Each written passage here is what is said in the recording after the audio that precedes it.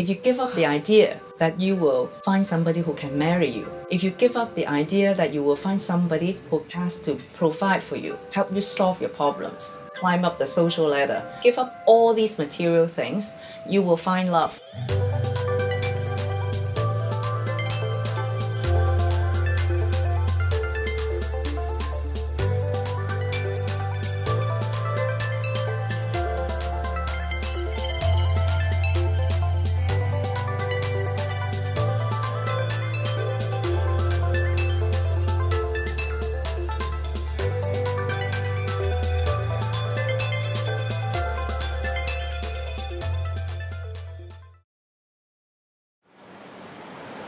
Hello, New York Reelers. Today I'm in my hometown, Hong Kong, on the other side of the world.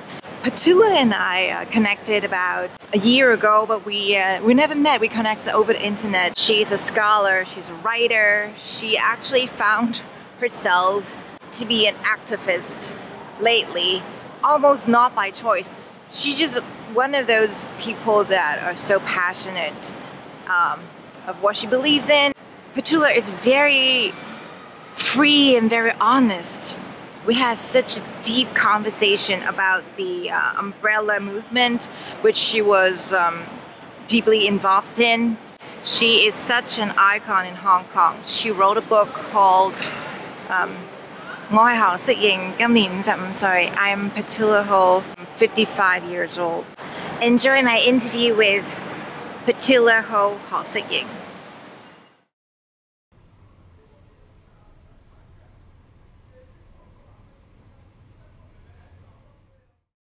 This is New York Real. I'm Olive.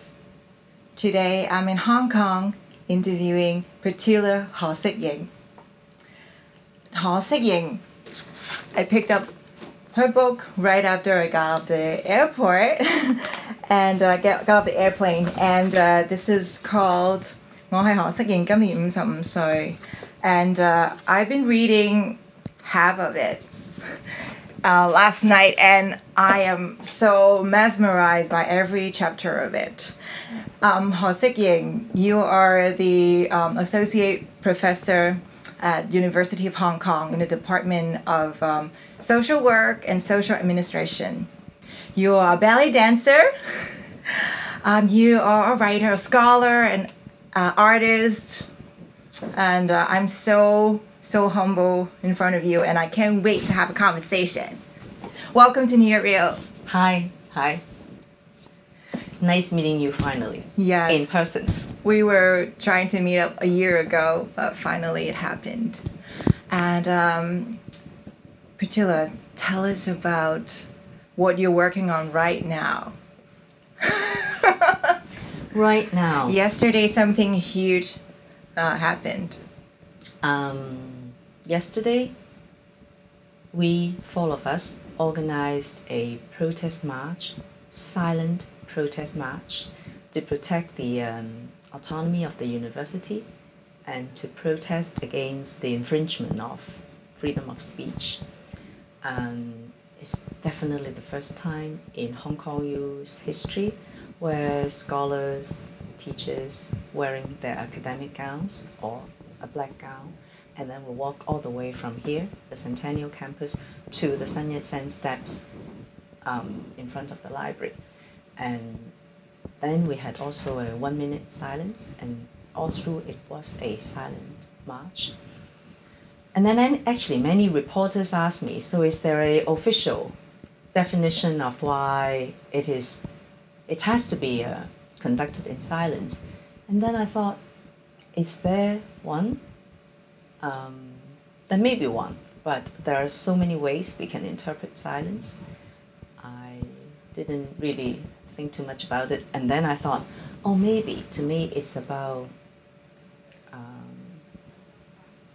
thinking, contemplating, looking at what's happening around us here at Hong Kong U and in Hong Kong. And sometimes you may need to be silent to think. And somehow I feel that as I walked, and then I noticed, because there were 4 of us, the 2 professors, they're looking like this, heads up. And then me and Lucina, the other law professor, and then we were always like this. We just walk like this, and then the reporters were in front of us. And then I thought about, what should I do? The cameras are all here. Should I, look proud, or should I be just in a morning mood? And then the two ladies have chosen to be in this contemplative morning mode. And then the two guys have chosen to be more forthright and more forward-looking, maybe. And then I thought that was quite an experience for me. I have never experienced the campus that way, and I've never experienced myself in protest. Right. So I study women in protest. Yes. The online gendered and sexual harassment lately.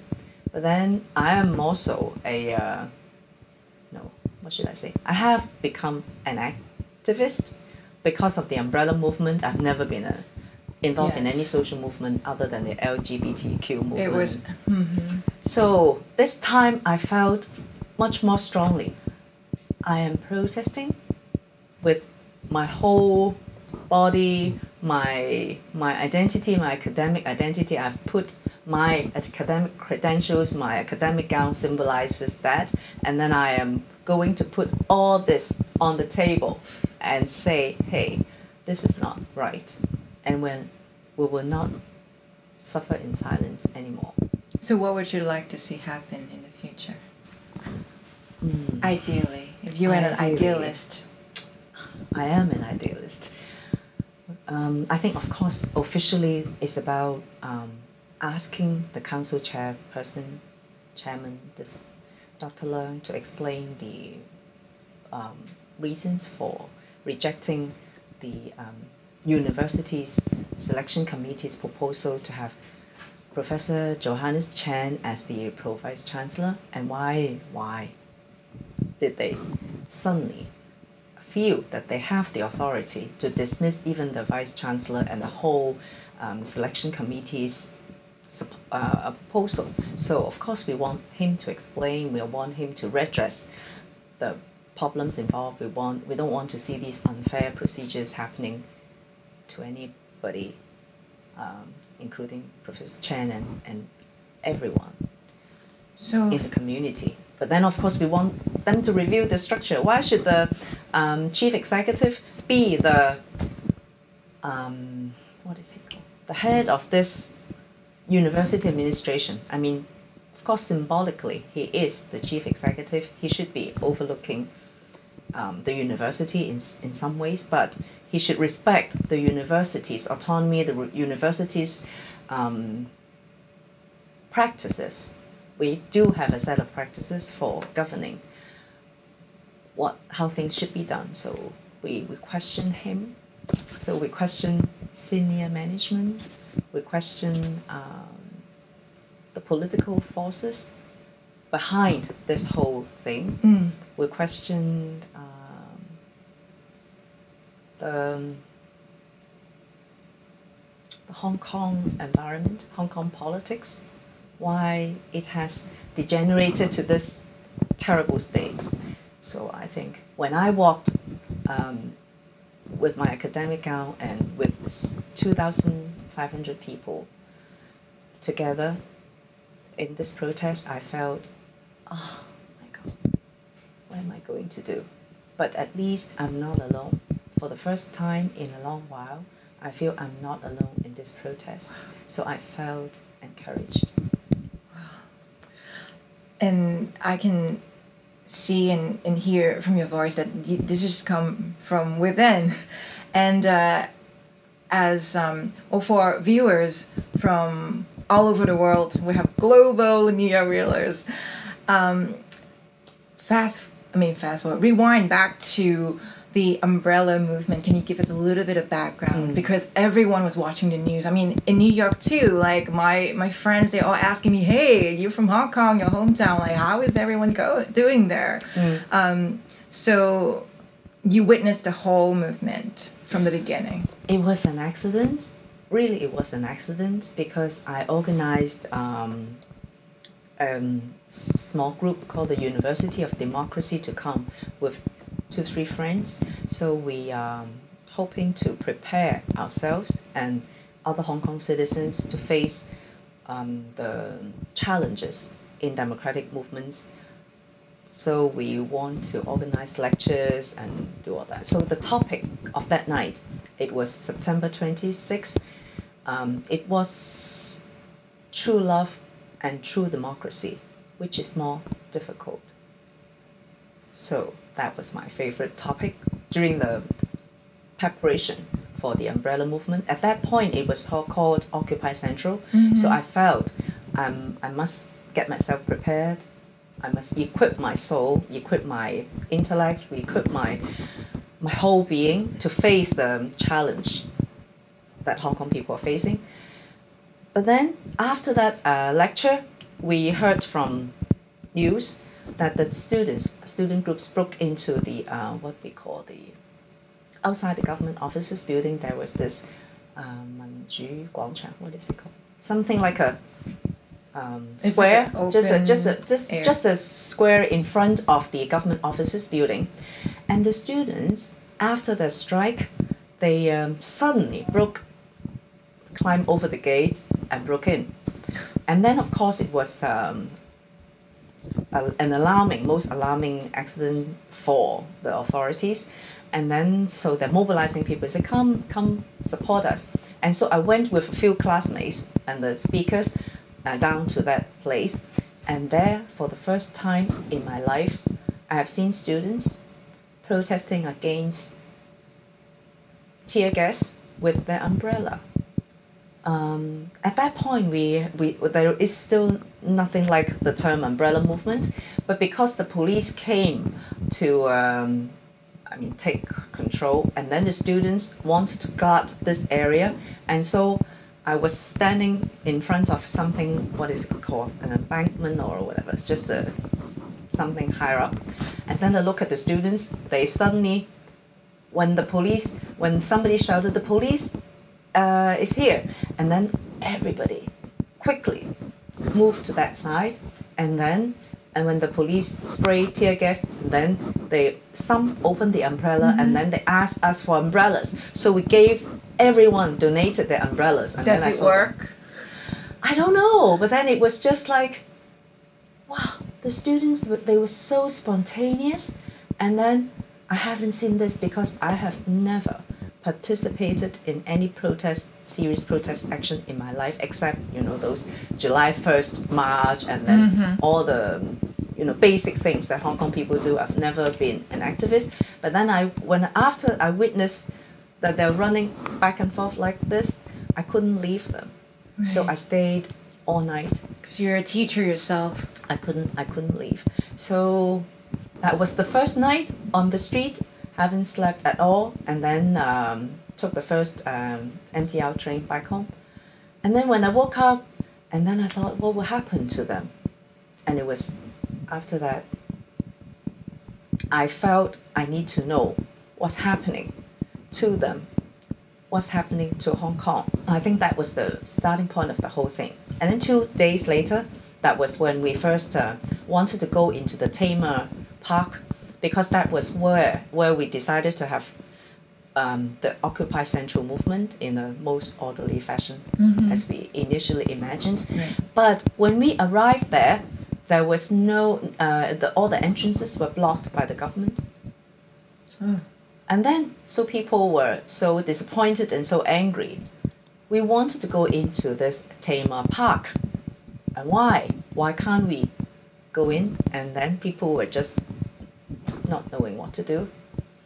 And then we walked from place to places, and then somebody picked up a cardboard, something like this cardboard, and just wrote, "Man Sai, drive slowly," and then hold it up because we were bored.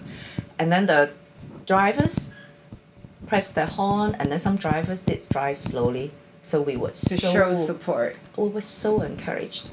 And then when there was not much traffic, because people were driving slowly, suddenly everyone decided that they will swarm into the street.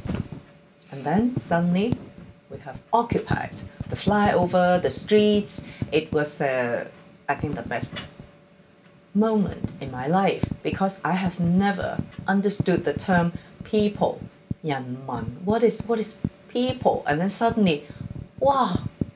Then there was no obvious leader. It was everybody felt. I think we had this occupied idea, the idea of occupation back in my mind, and then people just acted on their own impulse, and everybody acted with the same intuition that we have to cross the street. We just crossed the street. This is the moment. This is the moment, and then we just crossed the street, and then somebody said, now let's go back to the government offices building, because that's where where the Tema Park was. We want to go back. Yeah, that's true. Why didn't we go back? And then we went back, and then somebody said, shall we just sit down? And then we sat down. I think it was just that we're not really movement leaders. Then we sat down, and when we sat down, we look around. This street, this whole place is ours. I felt, my God, I just felt so empowered because these streets, we've never walked on those streets. It's very, very busy, hectic traffic streets. Never walked on the streets. And then there we are, we're walking on it, we're sitting there. And of course then the government want to disperse the crowd with tear gas. And then we were running It was so away. heartbreaking to watch on the news because we have never seen that. And then we're crying, and then we thought, no, we're not leaving. So the first time you were really, really scared. The second time, no, we had to go back, and then we went back. It's not that bad because we were in full gear, because we're going to this Occupy Central. So we have all the protections, necessities. Everything. So we're all so prepared. So we took everything, raincoat, mask, and also ear plugs, protecting us from in case they were using this sound Right. weapon. We were so prepared, and so we were not that. Of course, you had tears because you felt coughing, but you know you'll be fine, and if you covered well enough, you'll be fine. And then we went back. And you saw students of all ages, like it's everyone. It's not just students. It's everyone. And then so what happened afterwards, and how should we manage this occupied zone? What are we going to do? At that point, it was nobody knew what would happen, and I just felt I had to be there because I saw how the streets were being occupied first. I'm not going to give it back so easily, but if nobody's going back to those places, then the police could come and grab them back, and then we don't have bargaining power anymore. So I just felt I have to go back, and because people have to work, and because I am an academic, my class schedule, sometimes I teach in the evening, so I felt the mornings are the most vulnerable time, and so I had to be there. And so I was there sitting under flyovers and just reading, and then there were students, there were nurses, and there were housewives, and sometimes when I talked to them, so why are you here? All of them felt the same, because people have to work. So for those who can be more flexible, we should be taking up the morning shift. So I remember very well one whole week where nobody knew what to do, and then I was just sitting there, and until at a later stage when there was this threat, there was this rumor that the government will come to clear the site with rubber bullet. Right. That was the point where I felt I could not allow this to happen, but because the whole world, literally the whole world, is taxing us, WhatsApping us, calling us They're worried. to leave the occupied zone. But then I felt I couldn't do that because even if I decided to leave, the students wouldn't. Many people wouldn't leave. So there will be people there. And then I was very angry. I felt, why would people just ask people to leave? If you are worried about us, if you're worried about them, you should be there. You cannot just sit home and doing WhatsApp, calling friends, calling students, identifying where they are, and then grabbing them and said, you must go, you must go. Of course, that's one way of doing it, and I can understand that because we don't want people, want people die because of the movement. I can understand that, but I couldn't leave, and then I couldn't bring myself to do that. And so I decided one day that was the night where everybody felt this would be the night where they would fire at the students. And then I thought I had to go down, but should I go there just on my own, like what I've been doing in the past days? And then I thought, What did you do? I called Wlaysewski, my longtime friend. I called Anthony Wong, the singer. I called Denise Ho Sik, and then I think I thought we should have a press conference right in front of the government offices building, right at the spot where people said would be the battlefield. And then I thought, should we have a press conference there? Because if I went there, nobody would listen to me. Nobody really knows me. And so I need celebrities. And so I asked them. And then Denise Ho Sik, she was the first to say yes. And then of course my friend Wlaysewski, he is her and Anthony's manager. But it's not about who is the work relationship, right? Because we've been long time friends. And then Wallace said, actually that makes sense. And so we decided we would go down to the site. There was a time when we had this post-umbrella depression, I think for a short while. And then people started saying that we should be moving forward, we should do positive things. But I think for quite some time we struggled a lot as to how to remedy the pains and hurts that we have experienced in the family, among friends, at work, at different aspects of your life, because it has become so polarized. Your blue ribbon, your yellow ribbon at one point, and now it's so obvious that people do have different views regarding how we should move forward. We should pocket the government's, whatever the government has given you, and we rejected that proposal, and then so looks like we're back to square one, and what should we do with this? I think these are the big questions that I can't deal with. But in terms of relationship, there's so many things that have happened between myself and everyone I know. Because now you seem to have known a part of that person which you have never seen. Yes. And that's quite scary. Some people maybe you get closer, but for many people it's been a difficult time, difficult experience, and so it's not easy at all. And maybe the Taiwanese friends told me it will get better because Hong Kong people, they've been through it, and then because Hong Kong people are so new to you, sooner or later you will get used to it, and then you will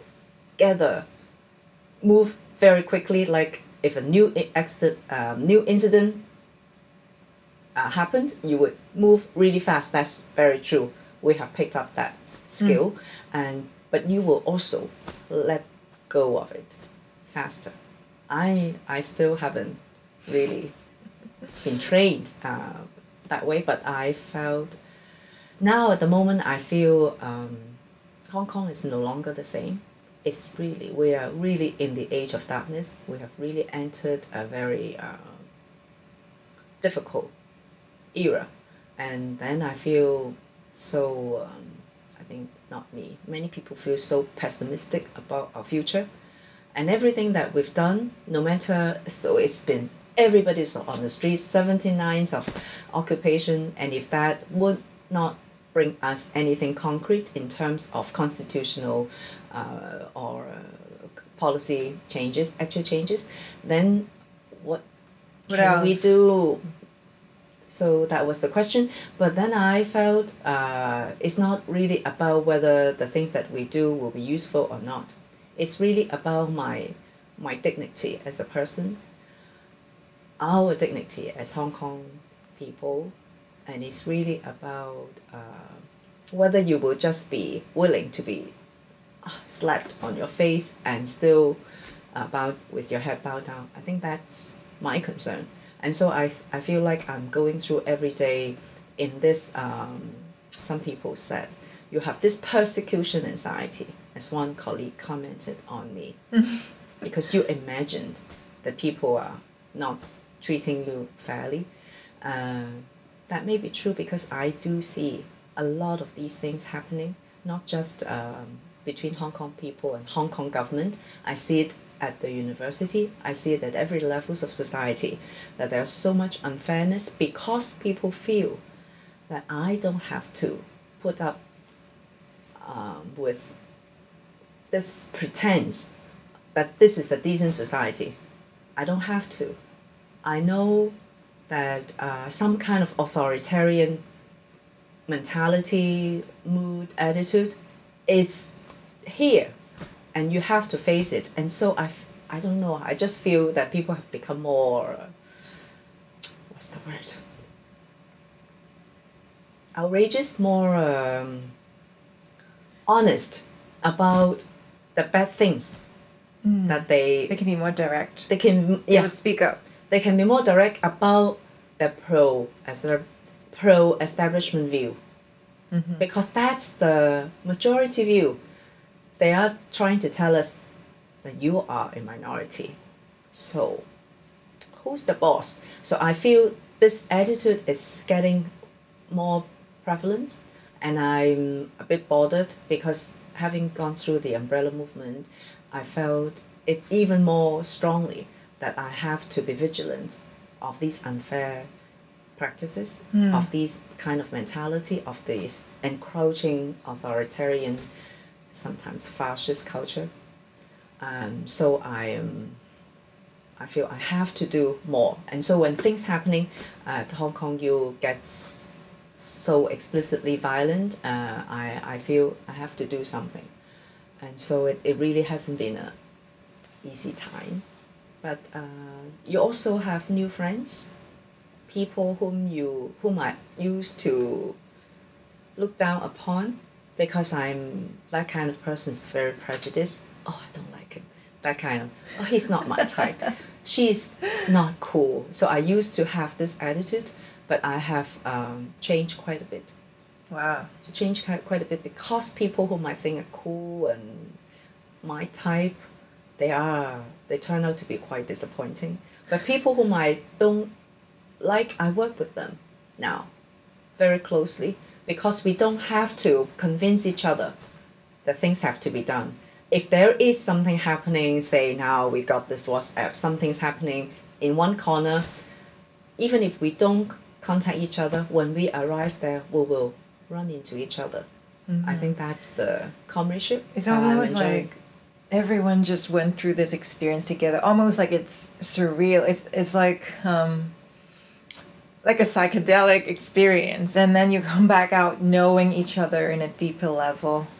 So that's something I treasure a lot, but that's also but it's hurting because many of my close friends, we are no longer that close, and that hurts because some of them I've known them for ages, And now we just avoid certain topics. And because I'm now more involved in this Hong Kong Shield and in this Hong Kong Youth Vigilance, I'm now more like an activist. Even though I actually have never seen myself that way, and maybe I still feel I'm not the typical kind, just in order to show that I'm But I think cool. But maybe I'm already one of those. they probably think that you've always been like that. Oh yeah, my secondary friends, a school friend, one of them, I said I'm so upset because of some misunderstanding between me and my friends, and they felt that I've been too radical, too arrogant, and too stubborn. And then I always see people, I always see injustices, and that's not good as Hong Kong citizen. If you do that, you go crazy. And then people think, oh, come on, don't go that far.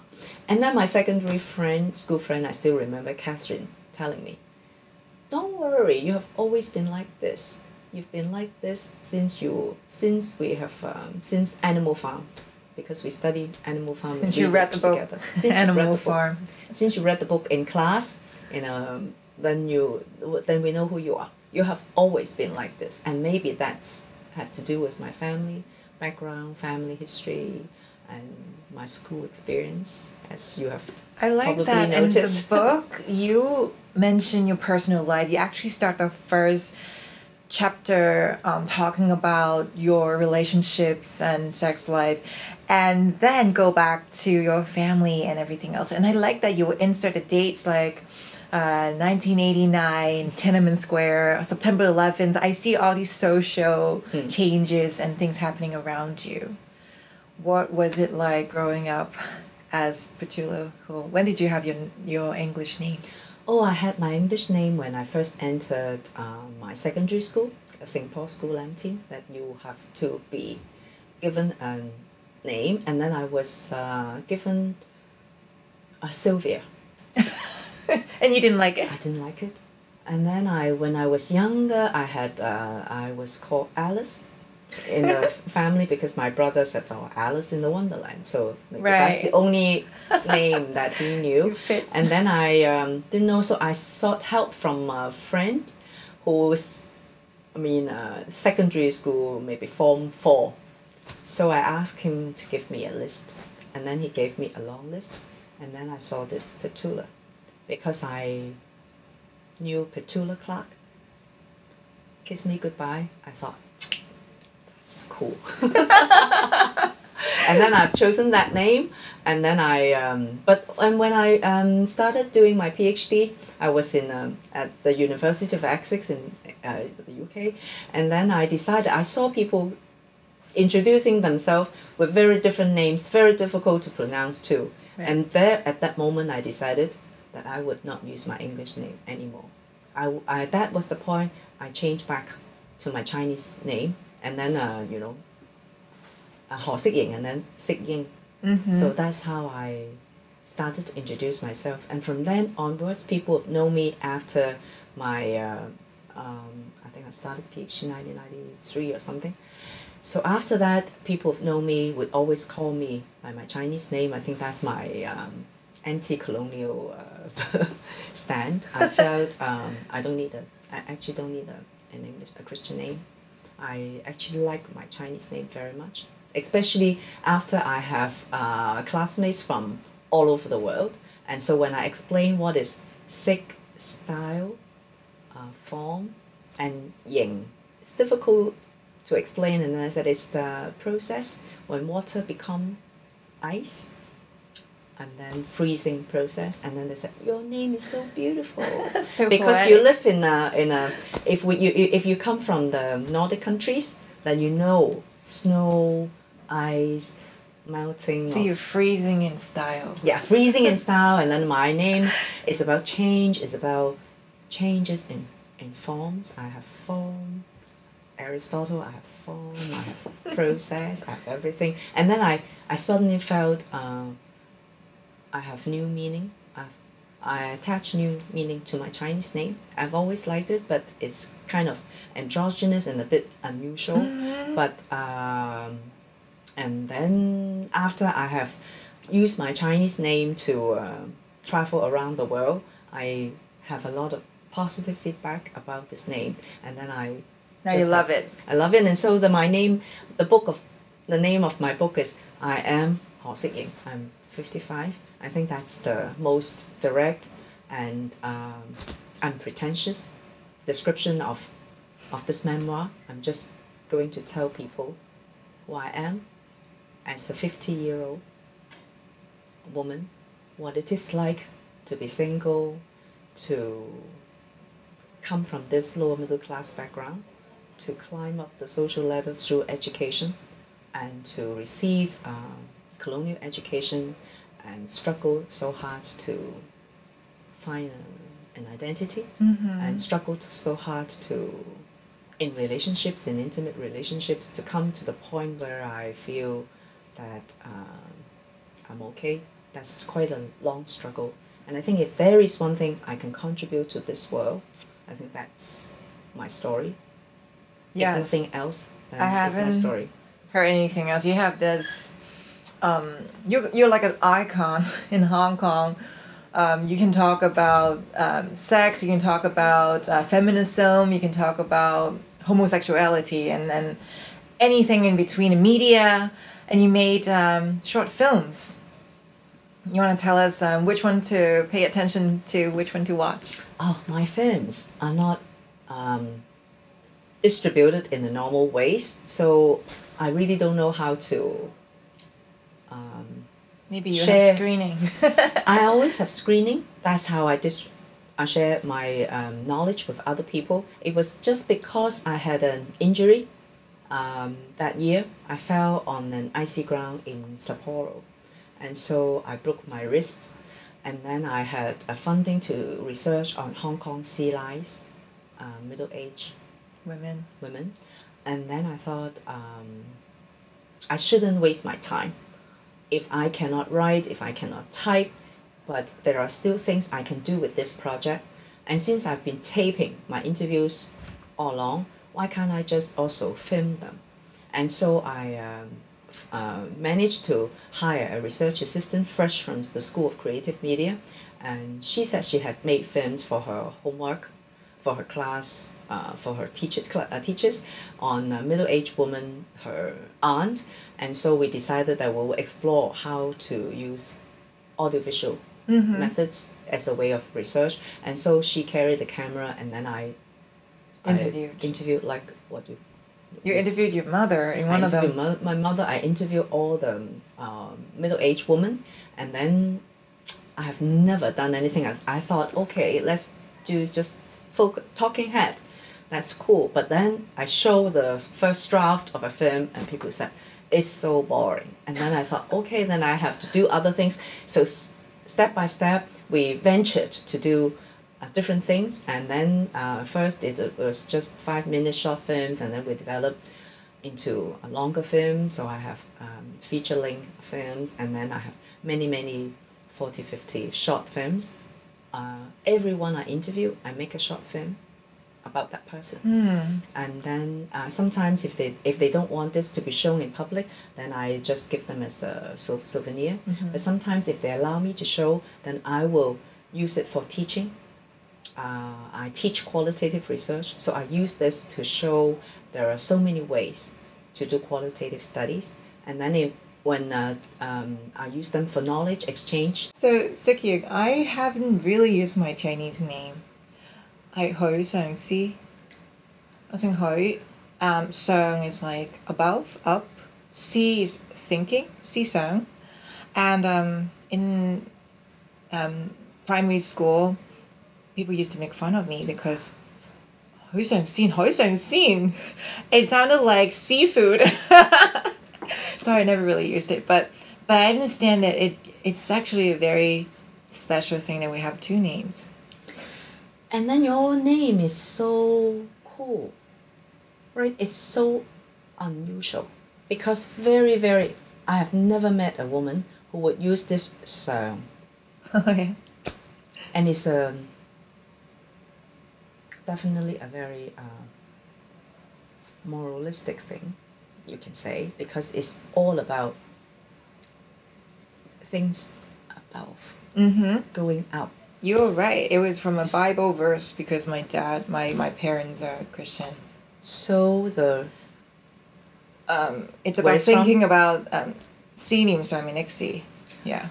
Yeah. Interesting. So it's all about that you always think about things beyond this world, that you always have this higher ideals, aspirations. Your heart is always about spiritual things, bigger things, greater things. I think that's a very nice name. It's just very, very I nice. like to think of it like I like to be spiritual in terms of being connected to myself and going inward. Like, I'm not religious, but I think that we can all find, and just looking out, like you have an amazing view here, just like nature, just give us that feeling of being one.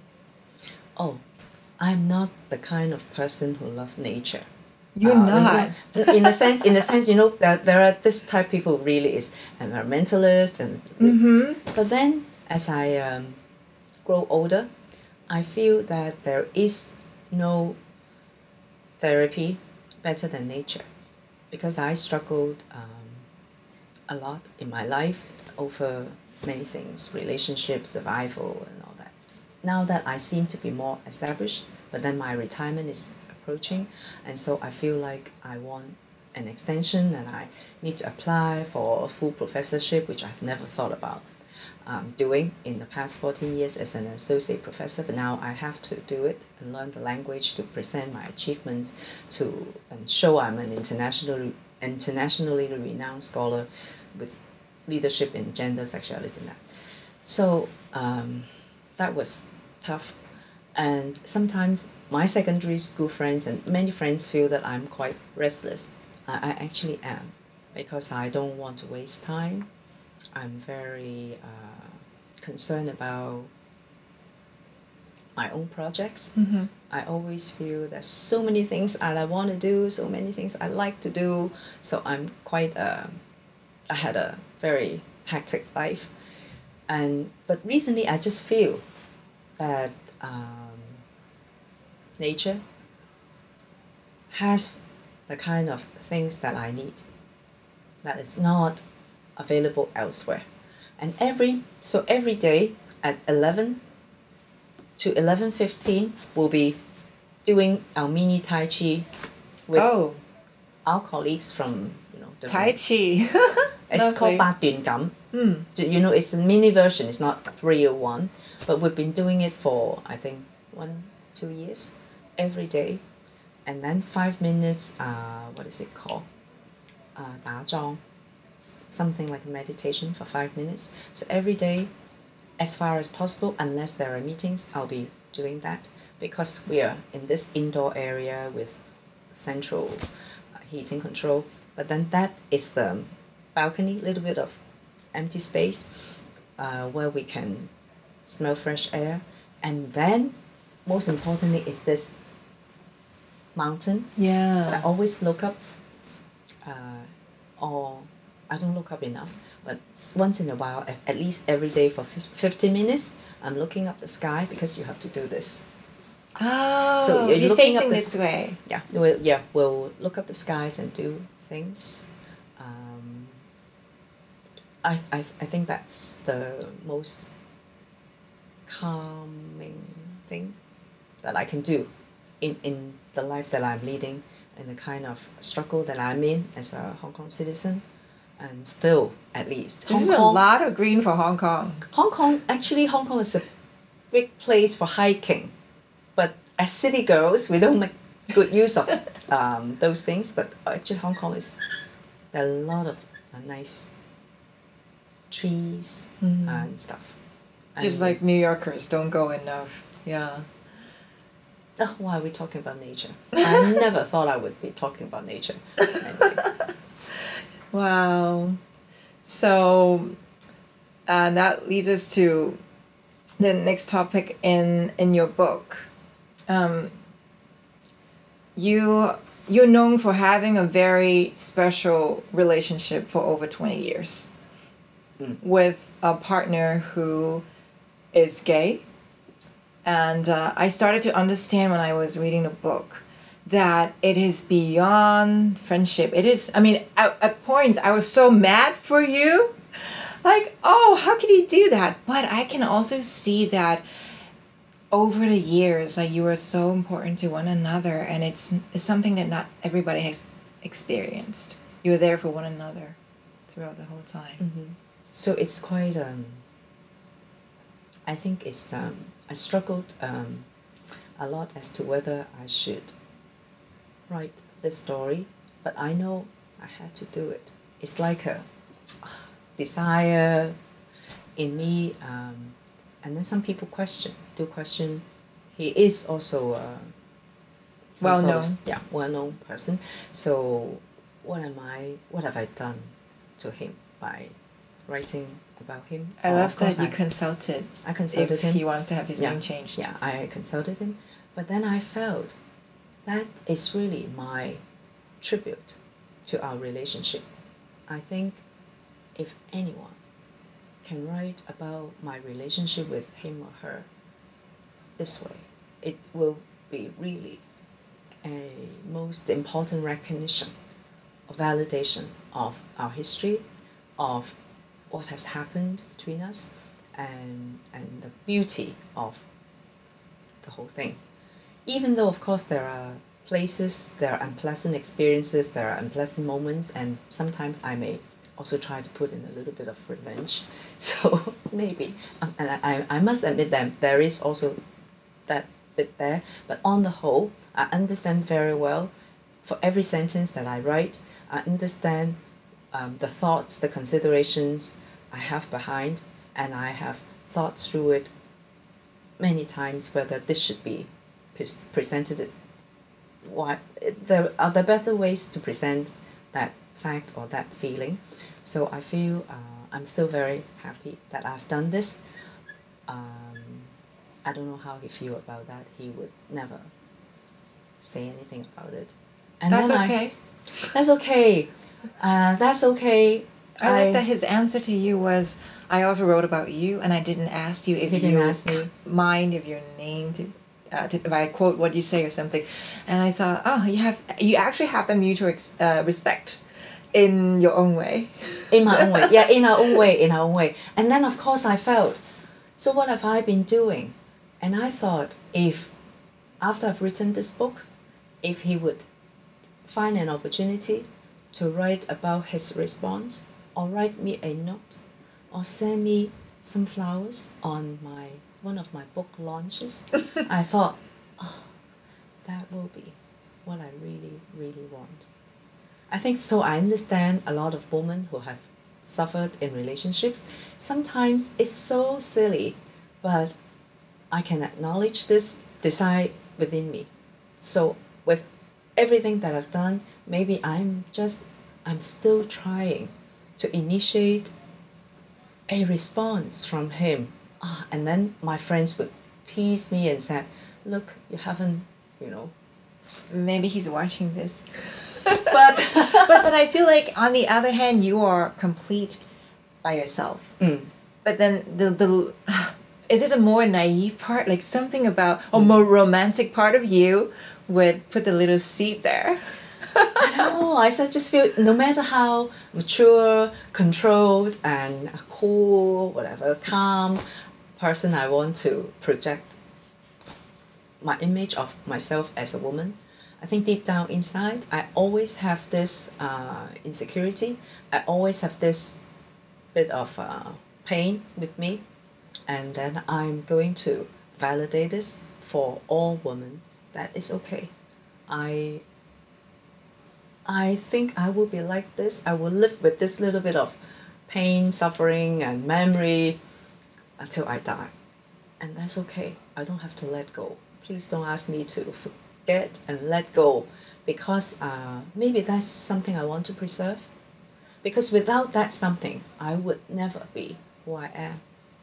I would be the more thoughtless, I would be more impulsive, I don't know. But I wouldn't be who you are today. So I think I'm always thankful for this relationship. And I think it's the pain and the suffering that makes me special, makes me thoughtful. Maybe almost empathetic with other people. I think if there are people who have, or many people, I think one of the rewards I have for writing this book is many people who have read the book, they wrote back not just words of praise, but their own personal stories. I documented many of them. Wow. I felt that was exactly the best possible thing that can happen to any author. That I'm not writing this book for certain for other reasons, but to tell them, to validate their suffering, and to tell them that someone do understand. They do understand me. They are my readers are the persons who understand me, support me, more than I imagine. Strangers are important to all of us. It's not just our good friends. And very often our best friends cannot understand us because they think, why would you do this? I'm so mad at you. Like when I see my girlfriends, things that are happening to them, like I just feel like, die. yeah. But my readers, they're always, because we've all been through that. And they always say, we support you, we love you for who you are. And I am so grateful. And then I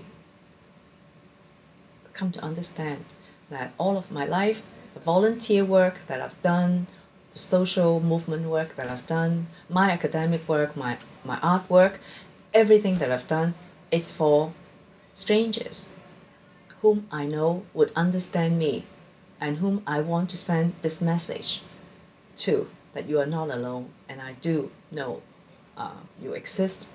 I do understand if you were being seen as crazy, deviant, minority, that it's okay because we are together and nobody has to be alone. So good message.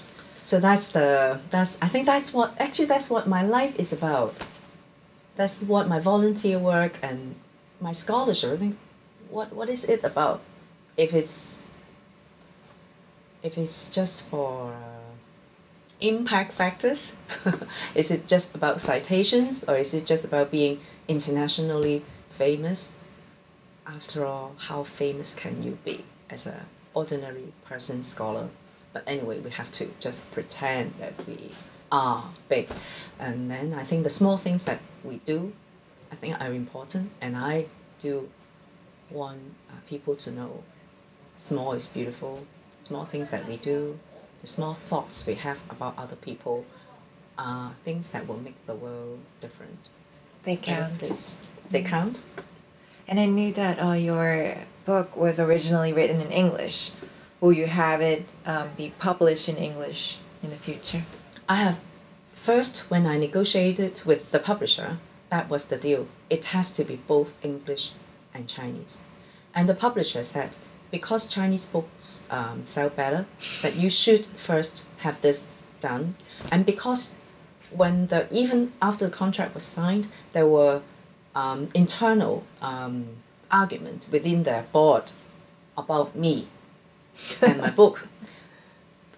Precisely because that woman, rumors, I saw rumors, I don't know what's real, she's divorced. And then in the book, I talk about my relationship with a married man.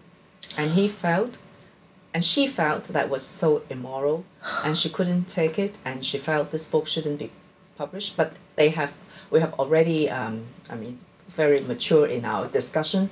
And so the editor said, if we can convince people that this book will sell, then you stand a better chance of getting the English edition out. So at that point, it was already too late. I just had to accept this. That was very different from the original deal, but I had to accept this. That is so interesting that a person would take it personally. And I remember going to a museum with I took my piano student a while ago, and we looked at Picasso's painting, and he was painting his mistress. And we were listening to the audio, walk through, and my student said, "So, are we looking at it like we're not judging it with the moral values?" So, like, sometimes it's really interesting, but there's no right or wrong. You don't really know what's happening in everyone's marriage. And then you don't know why people are attached to each other that way. Why are they in love? You wouldn't be able, you may not be able to understand it all. And I have always run into problem because of this relationship. I am not allowed, maybe that's a too strong word, to teach undergraduates. They don't see me as capable of being an undergraduate social work teacher, because I should teach postgrads who are more mature, and be able to judge. So that I think that is because what have I done? Having a gay boyfriend isn't a crime, right? I should be seen as a victim, or from the side. I mean, I'm talking the viewpoint of my social work Christian colleagues, and then but then having a relationship with a married man, that definitely is a crime. And so I do have problems. Sometimes I run into problems, small problems. So you're so brave to write about it, and that's your truth, and you just lay it on the table. And then that's my most beautiful relationship. I'm very, very proud of this relationship. It's all about love, because it's not about marriage. It's not about money. It's not about anything else other than our connection with each other. So I'm very proud of this relationship. I have to write about it. I have to come out. And if I am an icon or I'm a controversial figure, there is nothing else other than this that makes me so. And what's the big deal? And you, being in Hong Kong, you can be famous so easily, because if by coming out as a woman who has a boyfriend who's married, then you become such a scandal. But and many people have the same relationship, but just nobody wants to talk about it.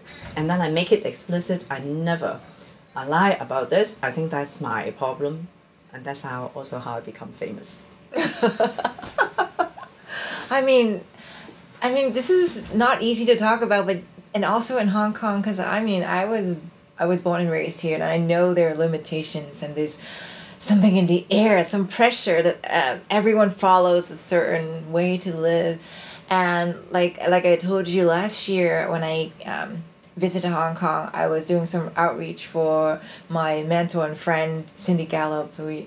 She has a platform called Make Love Not Porn, for people to upload their videos of their real sex, and then they can also watch other people's as instead of just going straight to porn, because porn's not always real.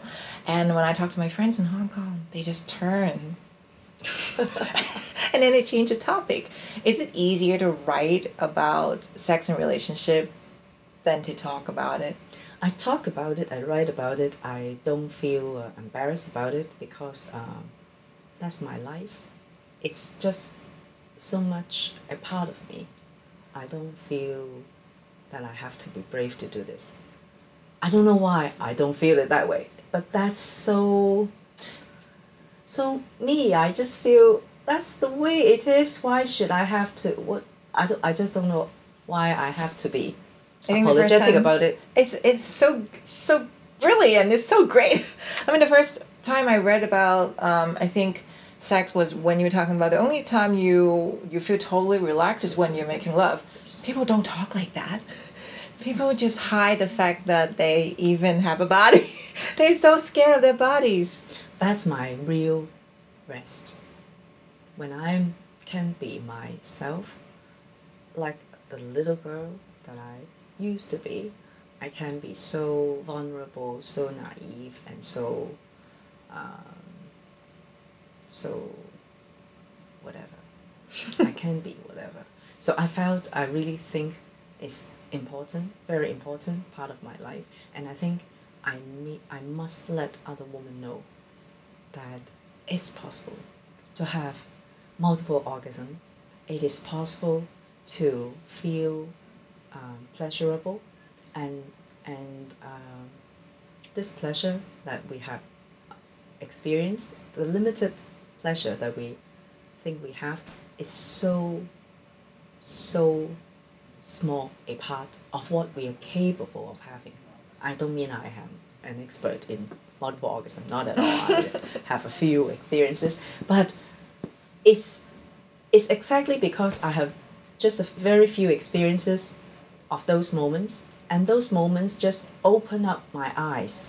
And then I cried so much because I felt that means every day, every time I have sex, every day, my everyday experience is so beyond, so Do you mean that then every day you can actually have that much no, pleasure? every day you don't have that much pleasure. You only have so little pleasure. And you are capable of having so much. Right. That means you are. Never mind. That means you are so deprived. Okay, that's the word. Oh my God, I'm so deprived. I do not even know that I'm capable of having that. And now that I know I don't always have that, but at least I know this is what I'm capable of. This is what we can have together. And then it will come back. It doesn't always come back. That's the beauty of it. It's not mechanical. And even if you think you know the trick, it doesn't always work. But you know, you will be there one day. And without you knowing it, it will come surprise you. And also, of course, this is not the most important thing or the only thing that you've looked for. But the important thing is you have that image of how you two can work together to produce that heaven on earth. And this intimacy, this thing that you build between you, nobody can take away.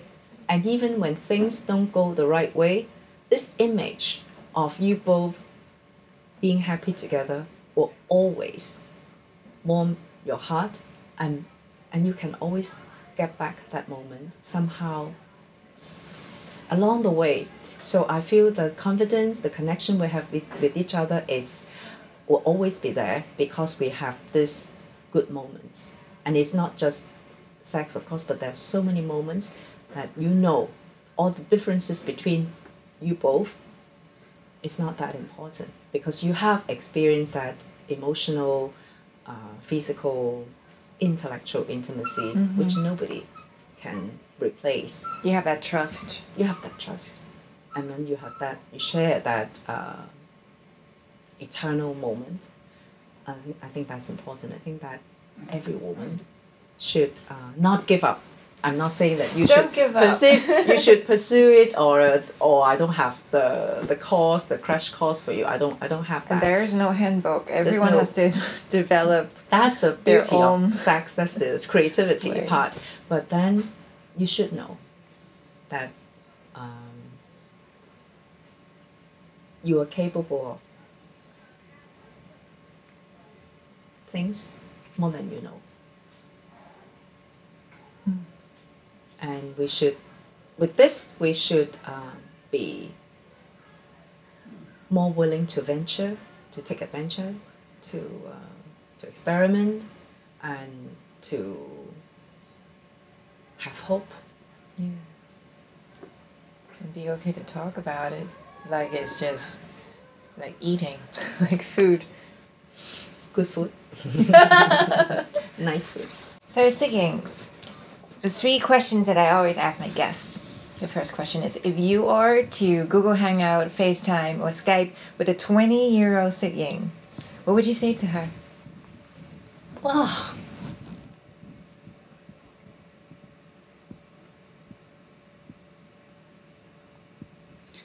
I would tell her that, you know what, you have good skin, nice hair.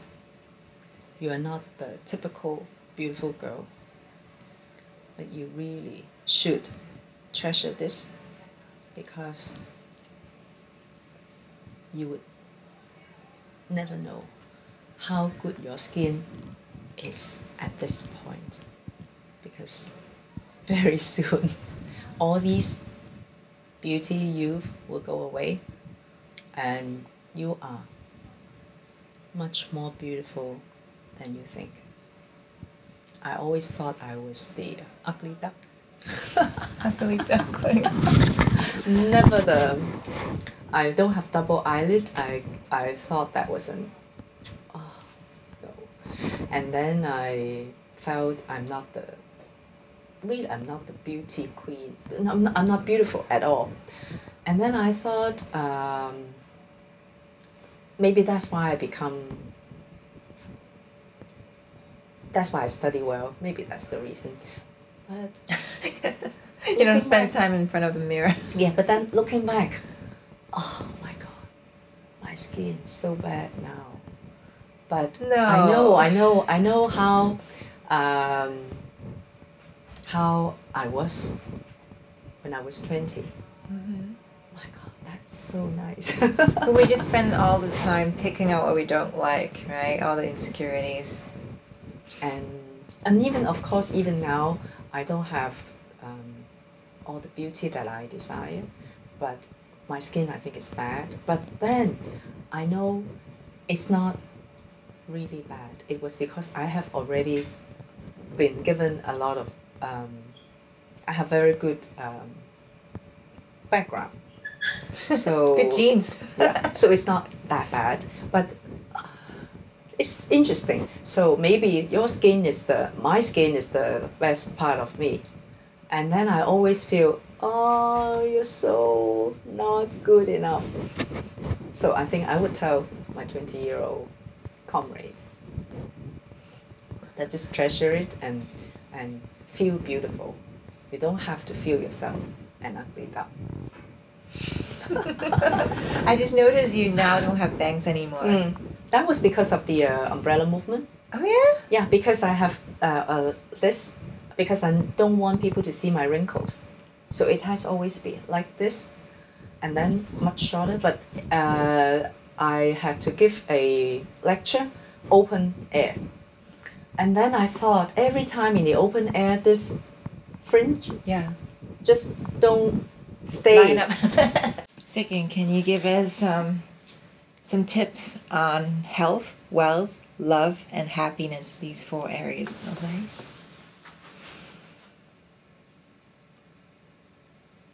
Health.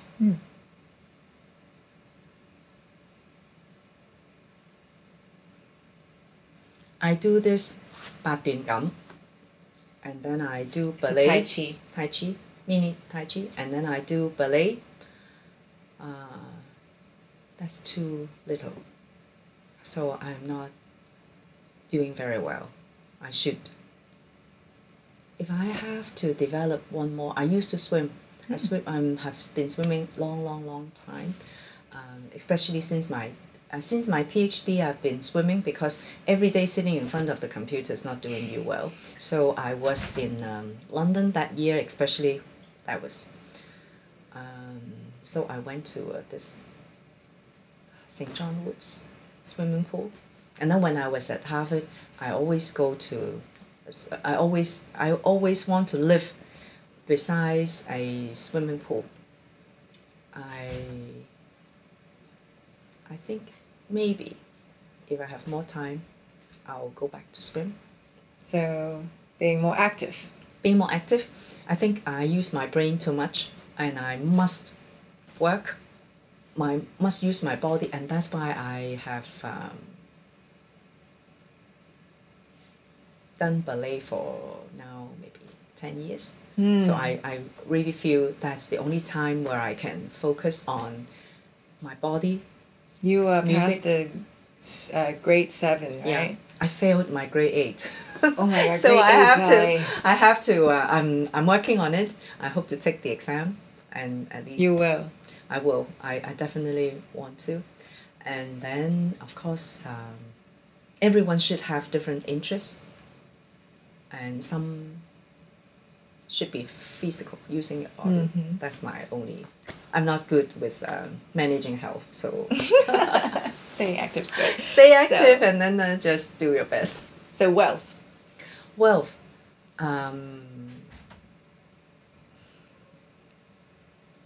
That's actually very important for single women. You must find a way to manage your finance. You must find a way to live independently. I also am not good with this, and one astrologist said, I asked him, what is this called? 紫微斗數. Is a kind of astrology. I'm not sure Yeah, what's called in English. And then it's a friend's friend, so I asked him, so what will happen to me when I grow old? Will I be poor and, what's the word? Poor and, yeah, cold or something. And then, so money. He said, from what I look at your astrology, you never care about money, so why this question? And then I said, but I don't want to die on the street, and I don't want to be, poor. And then he said, you're not good at managing money, maybe you should find help.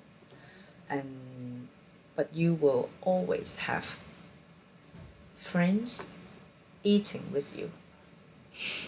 So before you go home, and even if you're on your own, you will always have friends eating with you before you go home on your own. And then I think, that's very good. I'm so comforted. So I people of my age, with my background, with my education, they do much, much better than myself. But I have found my way of managing it. I sold my flat in a Barrington Path, which is sort of mid-level, years ago. And then I used the money to buy a very, very small flat, very cheap in Yau Ma Tei. And then I gave away all the furniture except a few pieces that was a gift from my boyfriend. And then I give away everything that I own, most of my clothes, almost like, so I moved from an 800 square feet flat to a less than 400 square feet flat. And then I felt so easy now, because if I can afford to live in this 300 something square feet for the rest of my life, I don't have problem. It's all paid up. But the point is, as my family said, people with your education and work history, how many people would live in this small flat? I can definitely afford something much, much better, but that would mean I would use up my saving, and that would mean I may have to pay a mortgage, and I don't want anything like that anymore. I just want to be free. I just want to be able to say goodbye, boss. I don't want to work anymore. I can do it anytime, because I have this tiny little flat. And every woman should have a tiny little flat that's paid up. No matter how small, how it's not located in a very nice neighborhood, but it's a flat with its own style. That's so important, because with a flat in Hong Kong especially, if you don't have this small place, you will be in trouble all the time. Rents go up, and then now nobody can afford buying any flat, and my flat has gone up a lot too, even though it's not the 豪宅, not those type of flats. And I think in terms of wealth, everyone, coming from Hong Kong, I have to sound like a Hong Kong person. You have to have your own property. Health, wealth. So love and happiness. Quickly. Happiness. And happiness, I do have a trick, because I think what gives me happiness, there's so many things that make me happy, academic pursuits, artistic pursuits, relationship, love, everything.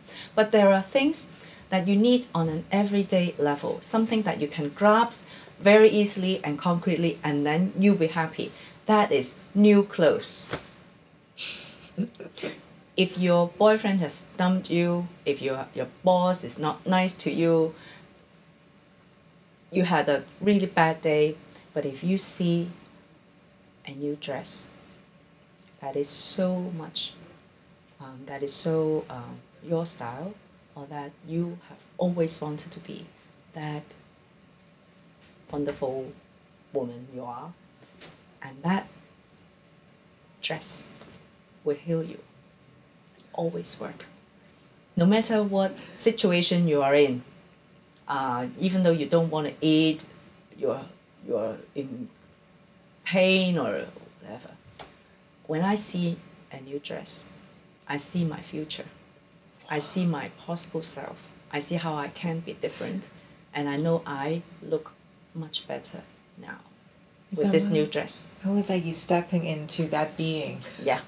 Look at you, you're so stylish all the time. I think that's so important. You remember there was this rumor about the world coming to an end some years ago, and then people start interviewing, what if the world is really going to end on December 16th? And then I said, I will dress beautifully every day to school. I still want to go to school. I will carry on life as usual because this is what I love to do, but I will dress beautifully.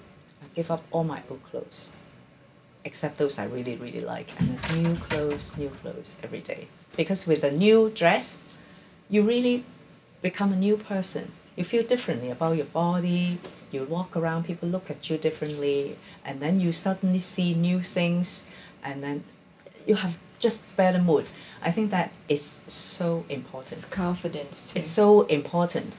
And it's something that you can grasp. Love is never within your control. So love is the last tip. So love is not within your control, but of course you need love.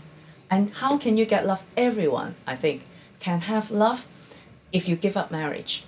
If you give up the idea that you will find somebody who can marry you. If you give up the idea that you will find somebody who has to provide for you. If you give up the idea that somebody will help you solve your problems.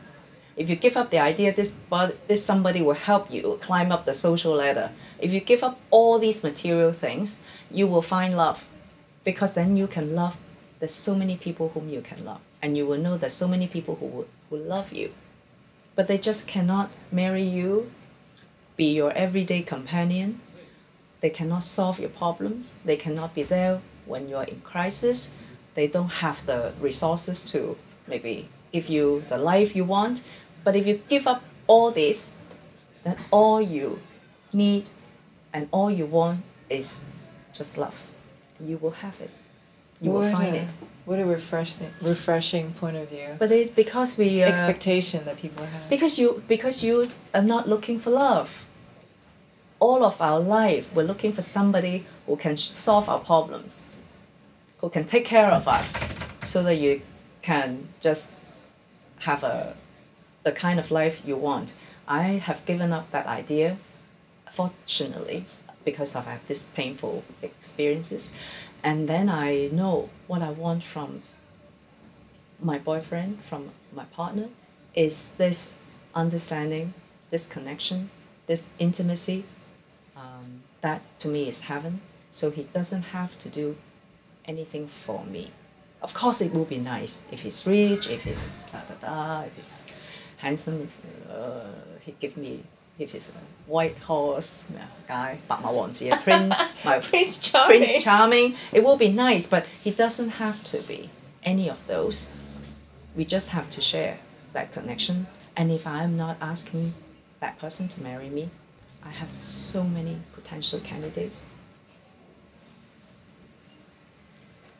And you really have to be serious about this, because if you just say, you don't have to marry me, and then afterwards, or right after you've been in the relationship for a while, then you think maybe, then you will have problem. But if you decide that I don't need marriage, but it doesn't mean I don't want to get married. If there is, right. It's a different definition of that. But it's, but even if we get married, like me and my boyfriend, even if we finally decided to get married, maybe we will be different, not like ordinary couples maybe. Then he said, I'm your good neighbor.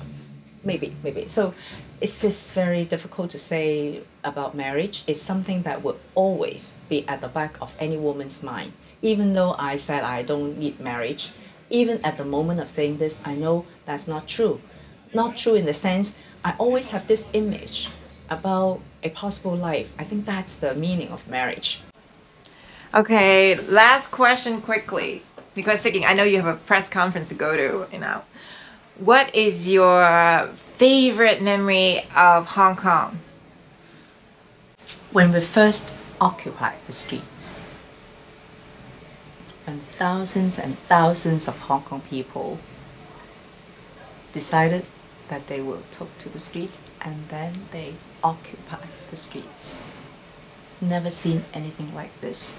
I'm so lucky to be able to see this moment, to be able to walk on those flyovers, to be able to have my feet on the ground that used to be run by traffics, and then I'm able to run and walk with my own 2 feet with my grandnephew. We just run and run and run from Wan Chai to Central through that flyover. I think that was my best moment and most memorable moment, and I am so glad that he was with me. I think it might be his too. Yeah, he was just 4. He was just 4, yeah. And then so there was no traffic. We can just run. And then he said, you have to run. And then said, okay, let's run. And then he said something interesting. He said, 我走到歪哩歪令清. What's the word? That he runs, but he's not running in a strict way. He got it. This is not normal moments. So he said, I just run my way. He just run in all over the place, zigzag, and he's not going in a straight line. And Isn't then I that knew what life is? And then I knew he knew what occupation meant. At that moment, as a 4-year-old, he said, "This is so we." And then I said, "When you grow up, the street. And when you grow up, you will never be able to walk like this again." And that's so true. Now the traffic, the streets are for them, not for us anymore. But there were moments, actually there were 79 days. There were 49 days when we owned the streets. We can use the streets the way we want. So we had camps and we eat and drink, we dance, we do things, we had classrooms, and we do so many things on the streets that should belong to all of us. Thank you so much, Sik Ying. Thank you.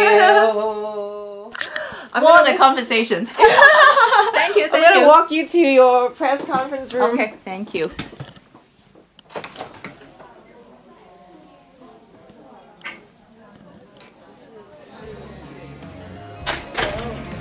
Thank you so much for being on New York Real. It's fun. 回顧翻過往嗰10年咧，政府直接或者間接干預下。